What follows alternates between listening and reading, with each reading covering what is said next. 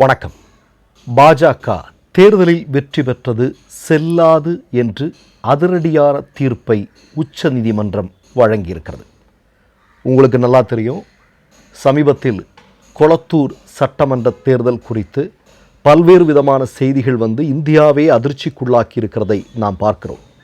இந்த நேரத்தில் ஒரு தினத்திற்கு முன்பு உச்சநீதிமன்றம் அளித்திருக்கக்கூடிய ஒரு மிக முக்கியமான தீர்ப்பு இந்திய அரசியல் வட்டாரத்தில் ஒரு மிகப்பெரிய அளவிலான புயலை கிளப்பியிருக்கிறது. அதாவது உங்களுக்கு எல்லாருக்கும் நல்லா தெரியும், நம்முடைய பக்கத்து மாநிலம் கர்நாடகாவில் 2021 வருடம் எம்எல்சி என்று சொல்லக்கூடிய கர்நாடக சட்ட மேலவைக்கான தேர்தல் நடக்கிறது. இந்த தேர்தலில் காங்கிரஸ் கட்சியினுடைய சார்பாக காயத்ரி கவுடா என்று சொல்லக்கூடிய நபர் போட்டியிடுகிறார். பாஜகவினுடைய சார்பாக எம்கே பிராணேஷ் என்று சொல்லக்கூடிய நபர் போட்டியிடுகிறார். போட்டிக்கு முடிவில் 6 வாக்குகள் வித்தியாசத்தில் பாஜக கட்சியினுடைய வேட்பாளர் வெற்றி பெற்றதாக அறிவிக்கப்படுகிறது. நியமிக்கப்பட்ட உறுப்பினர்கள் வாக்களிக்க உரிமை இல்லை என்றும் வாக்கு எண்ணிக்கையில் முறைகேடு நடந்திருக்கிறது அப்படின்னு சொல்லி இந்த காங்கிரஸ் கட்சியினுடைய வேட்பாளர் காயத்ரி கவுடா கர்நாடகா ஹைகோர்ட்டுக்கு போகிறாங்க. போன இடத்துல கர்நாடக ஹைகோர்ட் என்ன சொல்கிறாங்க அப்படின்னா, சரி, இந்த குற்றச்சாட்டில் உண்மை இருக்குது அப்படின்னு தோணுது, அதனால் எங்கள் முன்னணியில் மறு வாக்கு எண்ணிக்கையை நடத்துங்கள் அப்படின்னு சொல்லியிருக்கிறாங்க. இப்போ மறு வாக்கு எண்ணிக்கை நடக்கிறது. மறு வாக்கு எண்ணிக்கையினுடைய முடிவில் தான் ஒரு அதிர்ச்சி காத்திருந்தது. 6 வாக்குகள் வித்தியாசத்தில் பாஜக கட்சி வெற்றி பெற்றதாக அறிவிக்கப்பட்ட இடத்தில் 9 வாக்குகள் வித்தியாசத்தில் பாஜக தோல்வியடைந்திருக்கிறது. மாறாக அந்த இடத்துல காங்கிரஸ் கட்சி வெற்றி பெற்றிருக்கிறது. அது மட்டுமல்ல, இனி மீதமுள்ள இருக்கக்கூடிய 6 ஆண்டுகள் நீங்களே பதவியில் தொடரலாம் என்று காங்கிரஸ் கட்சியினுடைய காயத்ரி கவுடாவிடம் மதிப்புக்குரிய உயர்நீதிமன்றம் ஹைகோர்ட், அதாவது கர்நாடக ஹைகோர்ட் சொல்லியிருக்கு. இப்போ இந்த பாஜகவினுடைய பிராணேஷ் என்று சொல்லக்கூடிய நபர் இருக்கார் இல்லையா, இதை எதிர்த்து சுப்ரீம் கோர்ட்டில் மேல்முறையீடு செய்கிறார். என்னுடைய வெற்றி செல்லாதுன்னு அறிவிச்சிருக்கிறாங்க, இதை நீங்கள் பார்க்கணும் அப்படின்னு. ஆனால் அந்த வழக்கை தள்ளுபடி செய்திருக்கிறது மதிப்புக்குரிய உச்ச நீதிமன்றம். இதில் என்ன நடந்திருக்கு அப்படின்னா, செல்லாத வாக்குகள் இருக்கிறதல்லவா, இந்த செல்லாத வாக்குகளையும் பாஜகவினுடைய வெற்றிக்காக எண்ணப்பட்டிருக்கிறது என்கிற அதிர்ச்சிகரமான தகவல் இன்றைக்கு வெளிவந்திருக்கிறது. நீங்கள் நல்லா கேட்டுங்க, ஒரு மாநிலத்தில் அல்லது ஒரு பொது தேர்தலில் வெற்றி பெறுவதற்கு பாஜக என்று சொல்லக்கூடிய கட்சிக்கு தேர்தல் ஆணையம் எப்படிப்பட்ட உதவிகளையெல்லாம் செய்து வருகிறது என்பதை பாருங்கள். இதனால் நடந்தது எப்போ? 2021 சுப்ரீம் கோர்ட் என்னைக்கு சொல்லியிருக்கு? ஒரு தினத்திற்கு முன்பு சொல்லியிருக்கு.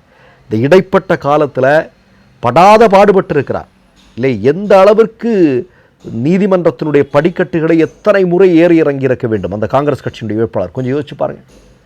கடைசியில் அவருக்கு நீதி கிடைத்திருக்கிறது. அப்போது நம்ம ஏற்கனவே சொல்லிட்டு இருக்கிற மாதிரி 2013 பிறகு மோடி அவர்கள் ஆட்சி பொறுப்பிற்கு வந்ததற்கு பிறகு இந்தியாவில் நடைபெற்று கொண்டிருக்கக்கூடிய தேர்தல்களில் நம்பகத்தன்மை இல்லை அப்படிங்கிறது பல நேரங்களில் பல ஆதாரங்களோடு வெளிப்பட்டிருக்கிறது. இப்போது சமீபத்தில் என்ன, கொளத்தூர் தொகுதியில் என்ன நடந்திருக்கு? கொளத்தூர் தொகுதியில் மிகப்பெரிய அளவில் வாக்கு எந்திரங்களில் மோசடிகள் நடந்திருக்கிறது. அங்கு பயன்படுத்தப்பட்ட இயந்திரங்களில் குளறுபடிகள் நடந்திருக்கிறது. பல்வேறு குற்றச்சாட்டுகள், அடுக்கடுக்கான குற்றச்சாட்டுக்களை முன்வைத்திருக்கிறார்கள். அப்போது ஒரு நாட்டில் ஜனநாயகம், அந்த ஜனநாயகத்தை தீர்மானிக்கக்கூடியது தேர்தல் நேர்மையாக நடக்க வேண்டும். தேர்தல் நேர்மையாக நடக்கவில்லை என்றால் கொஞ்சம் யோசிச்சு பாருங்கள். நம்ம எல்லாரும் வாக்களிக்கிறோங்க. நாம் ஒவ்வொரு முறையும் ஆட்சி மாற்றத்தை விரும்புகிறோம் என்றால் அதற்கான வாக்களிப்புகளை மக்கள் செய்கிறார்கள். ஆனால் முடிவுகளில் அப்படிப்பட்ட எதுவுமே தெரியல. பீகாரில் 200க்கும் அதிகமான இடங்களில் வெற்றி பெறுகிறார்கள். மேற்கு வங்கத்தில் 200க்கும் அதிகமான இடங்களில் வெற்றி பெறுகிறார்கள். 4000 வாக்கு இயந்திரங்கள் எரிக்கப்படுகிறது. விவிபேட் கொஞ்ச நாளிலே காணாமல் போகுது. ஏற்கனவே பயன்படுத்தப்பட்ட வாக்கு இயந்திரங்கள் திரும்ப பயன்படுத்தப்படுகிறது. பல லட்சம் வாக்கு இயந்திரங்கள் காணவில்லை. இப்படி அடுக்கடுக்காக இந்த 10-12 வருடங்களில் எவ்வளோ பெரிய குற்றச்சாட்டுக்கள் இன்றைக்கு பல்வேறு நபர்களால் முன்வைக்கப்படுகிறது. வெளிநாட்டை சார்ந்தவர்கள் அவர்களுடைய பெயர்கள் இன்னொரு நாட்டை சார்ந்தவர்கள் இந்தியாவில் வாக்குரிமை இருப்பதாக ராகுல் காந்தியை வெளிப்படுத்துகிறார். தமிழ்நாட்டில் நடைபெற்ற சட்டமன்ற தேர்தலில் யார் யாரோ வெளிநாடுகளிலிருந்து வந்து வாக்களித்து விட்டு சென்றிருக்கிறார்கள் அப்படிங்கிற தகவல்கள் வெளியாகிறது. அப்போ மொத்தத்தில் ஒரு மிகப்பெரிய அளவிலான மோசடி இந்தியாவுடைய தேர்தலில் நடந்து கொண்டிருக்கிறது அப்படிங்கிறத பல நேரங்களில் பல ஊடகங்கள் ஆதாரத்தோடு அம்பலப்படுத்தி இருக்கிறார்கள். இப்போது இதோ கர்நாடகாவில் நடைபெற்றிருக்கக்கூடிய தேர்தலில் பாஜக வெற்றி பெற்றது செல்லாது அப்படிங்கிற ஒரு மிக முக்கியமான தீர்ப்பை மதிப்புக்குரிய உயர்நீதிமன்றமும் உச்ச நீதிமன்றமும் சொல்லியிருக்கிறது.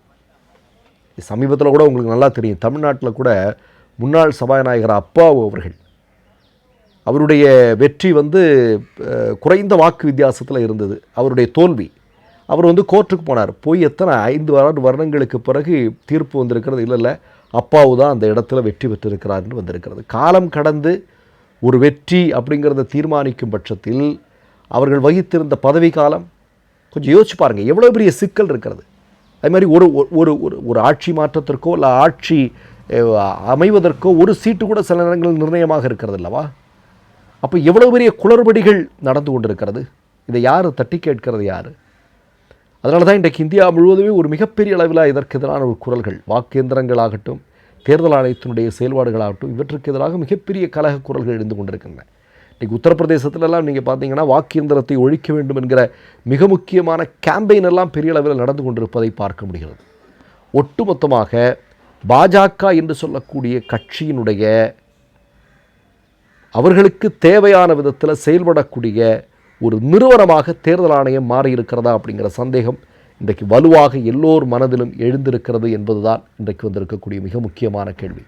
இப்படி தேர்தல் நடத்தி என்ன பயன்? கொஞ்சம் யோசிச்சு பாருங்க. நீங்கள் சமீபத்தில் கூட இந்தியாவுடைய தலைமை தேர்தல் ஆணையர் தமிழ்நாட்டிற்கு என்ன சொன்னார், தமிழ்நாட்டில் எந்த காலத்திலும் இல்லாத அளவிற்கு வாக்கு சதவீதம் உயர்ந்திருக்கிறது அப்படி இப்படின்லாம் சொன்னார்.